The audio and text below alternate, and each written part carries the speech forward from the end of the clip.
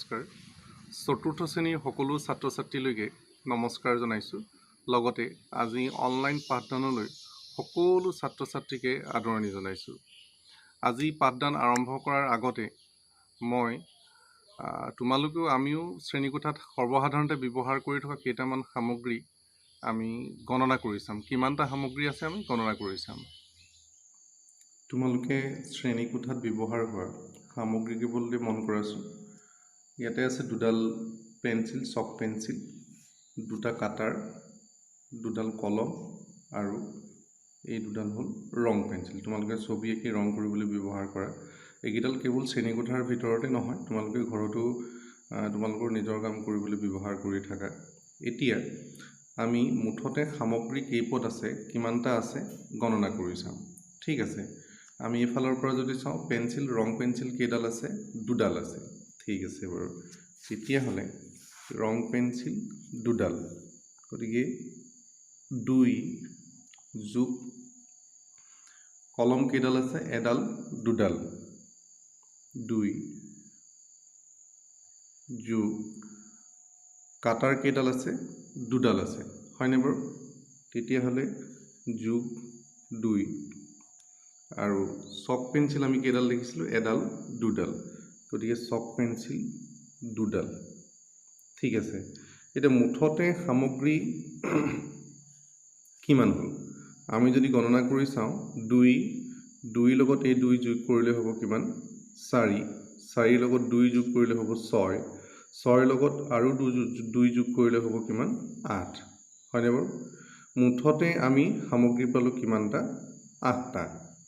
এতিয়া এই 8টা সামগ্ৰী পাওঁতে আমি কেনেকৈ গণনা কৰিলোঁ?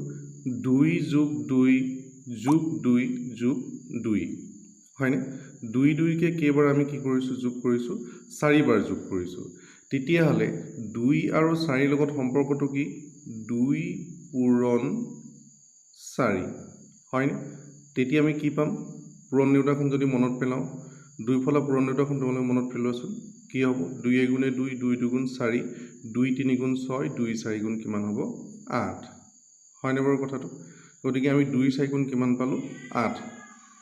আকৌ 2 4বাৰ যোগ কৰোঁতেও পালোঁ 8 আৰু 2 4 গুণ 8। এতিয়া ইহঁত দুটাৰ মাজত, এই দুটাৰ মাজত সম্পৰ্কটো কি? যে আমি পূৰণ মানেও যোগ, কিন্তু কি যোগ? একেটা সংখ্যাকে বাৰে বাৰে কৰা যোগ। আমি একেটা সংখ্যাকে কিমানবাৰ যোগ কৰিম সিমানক আমি পূৰণ কৰিলে কি পাম? যোগৰ ফলাফলটো পাম, হয়নে? ইয়াত আমি কি দেখিছোঁ? 2 যোগ 2 যোগ 2 কেইবাৰ যোগ হৈছে? 4বাৰ যোগ হৈছে। গতিকে 2 4বাৰ যোগ কৰোঁতে পাইছোঁ 8, আকৌ 2 লগত তাকে আমি কি কৰোঁ? যদি পূৰণ হিচাপে প্ৰকাশ কৰোঁ, 2 4 গুণ 8, হয়নে বাৰু? গতিকে পূৰণ মানে আমি কি বুজি পালোঁ? বাৰে বাৰে কৰা যোগ, যে কিমান বাৰ কৰিব লাগে সিমান বাৰ আমি কি কৰি দিম? ইয়াত পূৰণ কৰি দিম। গতিকে 2 4 গুণ 8, হয়নে? গতিকে আজি আমি তোমালোকৰ চতুৰ্থ শ্ৰেণী ষষ্ঠ পাঠ পূৰণ নামৰ যিটো পাঠ আছে, সেই পাঠটো আমি আৰম্ভ কৰিবলৈ বিচাৰিছোঁ। তোমালোকে অকণমান মনোযোগেৰে শুনিবলৈ যত্ন কৰিবা। ঠিক আছে, এতিয়া পাঠটোৰ আৰম্ভণিতে এটা কথা, কাহিনী এটা দিয়া আছে, এটা সমস্যা এটা দিয়া আছে। সমস্যাটোনো কি দিছে আমি চাই লওঁ এবাৰ। ডালত আছিল ছপাহ ফুল, প্ৰতিটোৰে আছে 5টাকৈ পাহি, কিমান হ'ল মুঠতে পাহি কোৱাচোন ভাবি ভাবি, হয়নে?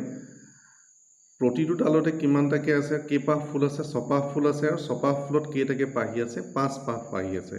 তেতিয়াহ'লে ইয়াত আমি ছপাহ ফুলৰ কাৰণে পাহি কিমানটাকৈ আছে? 5টাকৈ আছে। গতিকে আমি 6 6 কেইবাৰ যোগ কৰিব লাগিব?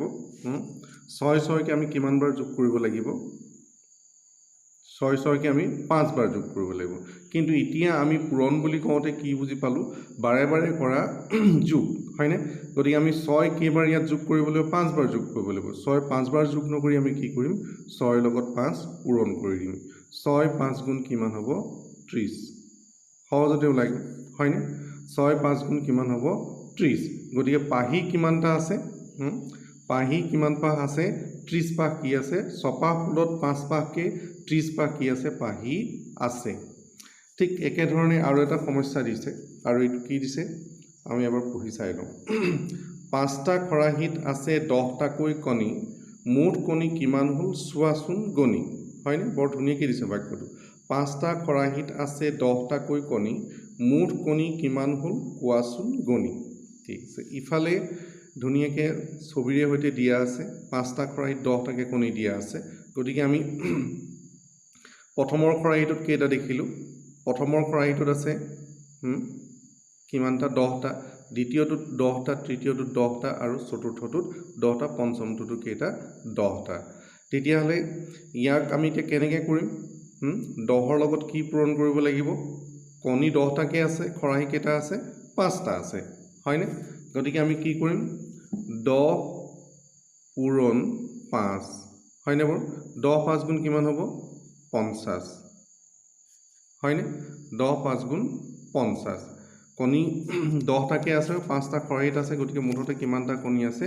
10 5 গুণ 50 50টা কণী আছে এতিয়া তোমালোকক অভ্যাস কৰিবৰ সুবিধাৰ্থে তলত এটা ছবি দিয়া আছে তোমালোকে অকণমান মনোযোগেৰে চাই যাবা দেই এটা ছবি দিয়া আছে মনোযোগেৰে চাবলৈ যত্ন কৰিবা ছবিটো কি দিয়া আছিলে নেউতা মনত পেলাই পূৰণ কৰা প্ৰথমতে দিয়া আছে 5 পূৰণ 9 হয়নে 5 পূৰণ 9 বুলি কওঁতে তোমালোকে কি কৰিব লাগিব পাঁচফালে নেউতাখন কি কৰিব লাগিব মনত পেলাব লাগিব 9 পূৰণ 9 গতিকে 9 ফালে নেউতাখন মনত পেলাবা 7 পূৰণ 8 7 ফালে নেউতাখন মনত পেলাবা হয়নে বাৰু মোৰ এই বহিখনত পুৰণা কিতাপ এখন ল'লোঁ পুৰণা কিতাপখনত এইখিনি অলপমান পাতি কৰি থোৱা থাকিলে তোমালোকে এইখিনি আছে বুলি ধৰি নল'বা দেই ঠিক আছে এইবাৰ আমি অকণমান শিপিঠিলৈ যাওঁ শিপিঠিত এইটো কি দিয়া আছে বৰ ধুনীয়া চানেকি এটা দিয়া আছে চোৱাচোন চানেকিটো আমাক কি কৰিবলৈ দিছে পূৰণ কৰি খালী বাকচবোৰ পূৰ কৰা এতিয়া পূৰণ কৰি খালী বাকচবোৰ পূৰ কৰা কেনেকৈ দিছে আমি চানেকিটো এবাৰ চাই লওঁ ঠিক আছে ইয়াতে এইটো হ'ল মূল কেন্দ্ৰটোৰ পৰাই আমি এফালে কি কৰিব লাগিব 5 পূৰণ 9 সমান এইটো 45 মানে আমি কি কৰিব লাগিব এইটো লাইনত যিকেইটা আছে 5 পূৰণ 9 5ৰ লগত 9 পূৰণ কৰিব লাগিব গতিকে 5 ফালা নেউতাখন যদি আমি মাতি যাওঁ 5 গুণে 5 5 2 গুণ 10 5 3 গুণ 15 5 4 গুণ 20 5 5 গুণ 25 5 6 গুণ 30 5 7 গুণ 35 5 8 গুণ 40 5 9 গুণ কিমান হ'ব 45 তেতিয়াহ'লে বাকচটোৰ ভিতৰত আমি কি কৰিব লাগিব 45 বহুৱাব লাগিব ফলাফলটো এই সমান চিন দিয়া আছে ফলাফলটো তাৰ পাছৰ বাকচটোত বহুৱাব লাগিব হয়নে ইয়াতো ঠিক তেনেকৈ ইয়াৰ পৰা আমি পোনে পোনে কৰিব লাগিব গতিকে 9 ফালা নেউতাখন আমি মনত পেলাই যাম 9 গুণে 9 9 দুগুণ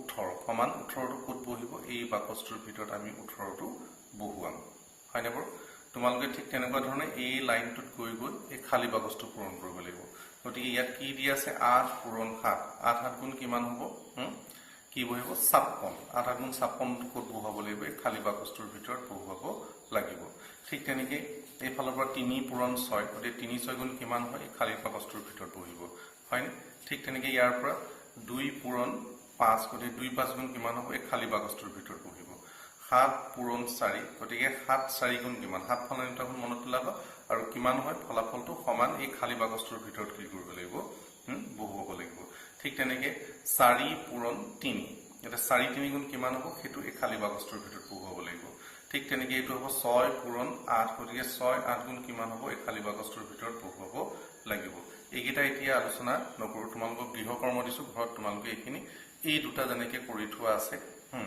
এইটো তোমালোকে কৰিবলৈ খালী ঠাইকেইটা পূৰ কৰিবলৈ যত্ন কৰিবা হওক ঠিক আছে এতিয়া ইয়াত আমি যিমানবোৰ আটাইবোৰ পূৰণেই কৰিছোঁ যিমানবোৰ পূৰণ কৰিছোঁ প্ৰত্যেকতে কি আছে এটা অংক আছে 8 বুলি কওঁতে 8 এটা অংক 7 বুলি কওঁতে এটা অংক হয়নে গতিকে এটা অংক বিশিষ্ট সংখ্যা আমি কি কৰিছোঁ পূৰণ কেনেকৈ কৰে সেই কথাটো আমি এতিয়ালৈকে শিকিছোঁ ঠিক আছে এইবাৰ এতিয়া আমি আহোঁ যদি দুটা অংক বিশিষ্ট সংখ্যা থাকে তেতিয়াহ'লে তেনেকুৱা সংখ্যাবোৰ আমি কেনেকৈ পূৰণ কৰিম ইয়াত আমি এটা উদাহৰণ ল'ব খুজিছোঁ ধৰি ল'লোঁ 22ৰ লগত আমি কি পূৰণ কৰিব লাগে 4 পূৰণ কৰিব লাগে ঠিক আছে 22ৰ লগত 4 পূৰণ কৰোঁতে আমি কেনেকৈ কৰিম আমি একক দহক প্ৰথমৰ সংখ্যাটো দুটা অংক আছে গতিকে তাত দুটা স্থান যদি আমি চাবলৈ যাওঁ তেতিয়াহ'লে দুটা স্থান হ'ব এটা হ'ব একক আৰু এটা হ'ব দহক গতিকে এটা 2 এককৰ ঘৰ আৰু এটা 2 দহকৰ ঘৰ 2 লগত আমি কি পূৰণ কৰিম 4 পূৰণ কৰিব লাগে গতিকে একক ঘৰৰ পোনে পোনে আমি কি পূৰণ কৰিব লাগে 4টো পাতি লম ঠিক আছে প্ৰথম কামটো আমাৰ কি হ'ব আমি একক ঘৰৰ অংকটো 4 ৰে পূৰণ কৰিম গতিকে 4 পূৰণ 2 হয় একক ঘৰৰ অংকটো আমি কি কৰিম 4 ৰে পূৰণ কৰিম তে 4 পূৰণ 2 হলে 4 দুগুণ 8 এটো একক ঘৰতে বহিব হয়নে আৰু দহক ঘৰত কি আছে 2 আছে গতিকে 2 দহ কিমান হ'ব 20 গতিকে 4 টো আমি 20 ৰ লগত পূৰণ কৰিম হয়নে গতিকে 4 20 কিমান হ'ব 80 হয়নে 4 20 80 80 টো ক'ত বহিব মানে 8 টো দহক ঘৰৰ পোনে পোনে বহিব আৰু 0 টো একক ঘৰৰ পোনে পোনে বহিব হবনে মনৰ ৰবনে কথাটো বা 2 দহ মানে 2 দহ কিমান হ'ব 20 2 দহ 20 আমি 20 ৰে পোনপটীয়াকৈ পূৰণ নকৰি এনেকেও কৰিব পাৰো 4 দুগুণ 8 হৈছে 4 দুগুণ 8 এই 8 টো আমি দ্বিতীয় লাইনত বহুৱাম দ্বিতীয় লাইনত দহক ঘৰৰ পোনে পোনে বহুৱাম আৰু একক ঘৰৰ পোনত আমি 0 দি দিলে হ'ব তেতিয়া এটো কি হ'ব 80 হ'ব সবৰে হয়তো এটো 20 ফলা নেউটা মনত নাথাকিবও পাৰে বা 10 ফলা নেউটা মনত নাথাকিবও পাৰে 30 ফলা নেউটা মনত নাথাকিবও পাৰে গতিকে আমি এটা এটাকে অকলভাৱে পূৰণ কৰিম আৰু ইয়াত 0 টো দি দিম হৈছেনে বাৰু কথাটো এতিয়া আমি তৃতীয় কামটো আমাৰ কি হ'ব আমি কি কৰিম যিকিটা একক ঘৰৰ অংক পূৰণ কৰি যিটো পূৰণফল পালো আৰু দহক ঘৰৰ অংকটো পূৰণ কৰি যিটো পূৰণফল পালো একক ঘৰ আৰু দহক ঘৰ এই দুইটা মানে শাৰী আমি কি কৰি দিম এবাৰ যোগ কৰি দিম 8 ৰ লগত একক ঘৰৰ অংক দুটা যদি যোগ কৰো 8 ৰ লগত 0 যোগ কৰিলে হ'ব 8 আৰু এইফালে দহক ঘৰত অকল কেৱল 8 আছে গতিকে ইয়াত 8 টো তললে নামি আহিব বা ইয়াৰ ফলাফল কিমান হ'ব 8 হ'ব গতিকে 8 10 8 88 মনৰবনে কথাটো 8 10 8 88 গতিকে 22 ৰ লগত আমি যদি 4 পূৰণ কৰো আমি কিমান পাম 8 10 88 পাম ঠিক আছে এইটো আমি এটা সহজ উপায়েৰে আমি কি কৰিব পাৰিম পূৰণ কৰিব পাৰিম সহজ উপায়েৰে পূৰণ মানে কি এটো তোমালোকে এটো ধৰণে কৰিবলৈ যত্ন কৰিবা ইয়াতে আমি প্ৰথমতে কি কৰিম একে ধৰণে হ'ব 2 2 22 হৈছে 2 2 22 4 ৰে পূৰণ কৰিম গতিকে একক ঘৰত 2 আৰু দহক ঘৰটো 2 প্ৰথমতে আমি কি কৰিম 4 দুগুণ 8 এই 8 টো একক ঘৰৰ পোনে পোনে ফলাফলত পাতিম দ্বিতীয়টো হল কি 4 দুগুণ 8 এটো 8 আমি কি কৰিম দহক ঘৰৰ পোনে পোনে ফলাফলত পাতিম গতিকে আমি কিমান পালো 8 10 8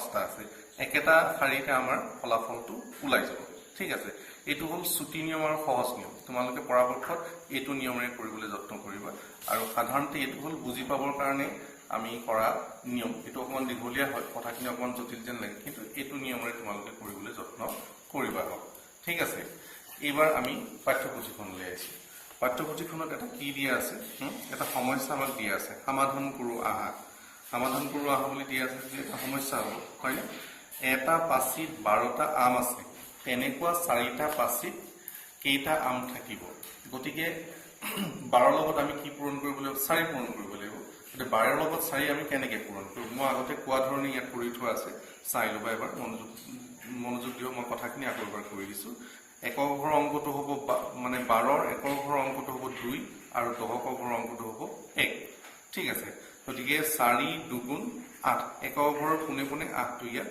বহিব হৈছেনে বাৰু কথাটো তাৰ পৰা ইটো 1 10 মানে হল 10 গতিকে 10 4 গুণ 40 দ্বিতীয় শাৰীটোত কি বহিব দহক ঘৰৰ পোনে পোনে 40 টো বহিব বা আমি 40 টো মানে ডাইৰেক্ট পোনপটীয়াকৈ 10 4 গুণ 40 নকৰি আমি কি কৰিব পাৰো 4 এগুণে 4 টো দ্বিতীয় লাইনত দহক ঘৰৰ পোনে পোনে বহুৱাম আৰু একক ঘৰত আমি 0 এটা দি দিম তৃতীয় কি হ'ব এটো 40 হ'ব ঠিক আছে এতিয়া তৃতীয় কামটো কি হ'ব আমাৰ একক ঘৰৰ অংকবোৰ আমি কি কৰিম অংককেইটা তাৰ পোনে পোনে যোগ কৰিম 8 ৰ লগত 0 যোগ কৰিলে হ'ব 8 আৰু এফালে 4 লগত ওপৰতে কোনে যোগ কৰিবলৈ গতিকে 4 হ'ব হয়নে বাৰু কথাটো গতিকে আমি কিমান পালো ফলাফলটো কিমান পালো 48 গতিকে 12 ৰ লগত আমি যদি 4 পূৰণ কৰো তেতিয়া 4 12 কিমান হ'ব 48 হবনে কথাটো মনত ৰবনে এই কথাটোকে ছুটি নিয়মেৰে দেখুৱাই থোৱা আছে অকমান মনোযোগ দিবা এইটো মই আগতে তোমালোকক যেনেকুৱা ধৰণে শিকাইছিল তেনেকুৱা ধৰণে দিয়া আছে গতিকে 12 ৰ একক ঘৰৰ অংক হল 2 আৰু দহক ঘৰৰ অংক হল 1 এতিয়া 4 ৰে পূৰণ কৰিব লাগে 12 গতিকে 4 লগত মানে 2 পূৰণ কৰিলে কিমান হ'ব 4 দুগুণ 8 হৈছে আৰু এইফালে দহক ঘৰৰ অংকটোত আমি কি কৰিম ইয়াক 4 এগুণে 4 ঠিক আছে 4 এগুণে 4 গতিকে 12 লগত 4 পূৰণ কৰিলে কিমান হ'ব 4 12 48 হ'বনে কথাটো মনত ৰ'বনে এই ধৰণে তোমালোকে কৰিবলৈ যত্ন কৰিবা এইটো হ'ল ছুটি নিয়ম আৰু সহজ নিয়ম ঠিক আছে তোমালোকক এখিনি কৰিবলৈ দিছে তোমালোকে এটা ইয়াতে কৰি দিয়া আছে অলপমান চাই ল'বা এই কথাকেইটা ইয়াতে আমি ঘৰ ঘৰ কৰি লৈছিলোঁ ঘৰ ঘৰ কৰিলে বুজি পাবৰ কাৰণে এনেকুৱা ঘৰ ঘৰ কৰি দিছে বা কৰি লৈছিলোঁ কিন্তু অংকটো কৰোঁতে তোমালোকে মুখত পাতি কৰি লাগিব ঠিক আছে ইয়াত এটা দিছে এইটো আমি অলৰেডি নিজৰ উদাহৰণটোত আমি কৰি গ'লোঁ কিন্তু ইয়াতে আকৌ কৰিবলৈ দিছে 22 পূৰণ 4 হয়নে 22ৰ লগত কি পূৰণ কৰিব লাগে 4 পূৰণ কৰিব লাগে আমি কেনে কৰিম 4 লগত প্ৰথম একক ঘৰৰ অংক হ'ল 2 গতিকে 4 লগত 2 পূৰণ কৰিম 4 দুগুণ 8 10 ঘৰৰ অংকটো 2 গতিকে 4 দুগুণ 8 10 ঘৰৰ কোনে কোনে 8টো আমি বহুৱাম ঠিক আছে আৰু এটা দিয়া আছে 22 পূৰণ 23 পূৰণ 2 যদি 23ৰ লগত 2 পূৰণ কৰিব লাগে আমি কেনে কৰিম তেতিয়া হলে প্ৰথমতে 2 ৰে একক ঘৰৰ অংক 3 গতিকে 2 3 গুণ 6 হয়নে বাৰু আৰু দ্বিতীয়টো কি আছে এটো 10 ঘৰৰ অংকটো হ'ল কি 2 গতিকে 2 দুগুণ কি হ'ব 4 ইয়াত 6 এটো ভুলকে পাতি থোৱা আছে 2 দুগুণ হ'ব 4 হয়নে গতিকে 23ৰ লগত 2 পূৰণ কৰিলে আমি কিমান পাম 4 4 10 6 46 হ'বনে মনৰ নমনে কথাটো গতিকে বাকি কিটাৰ মই কৰি নিদিও তোমালোকে এইকিটা গৃহকৰ্ম দিছো 32ৰ লগত 4 তেনেকে 52ৰ লগত 4 এইকিটা তোমালোকে কি কৰিবা ঘৰত গোটেইকিটা কৰিবা কৰিব বুলি আশা ৰাখিছো গতিকে আজি পাঠদানটো ইমানতে সামৰণি মাৰিছো ধন্যবাদ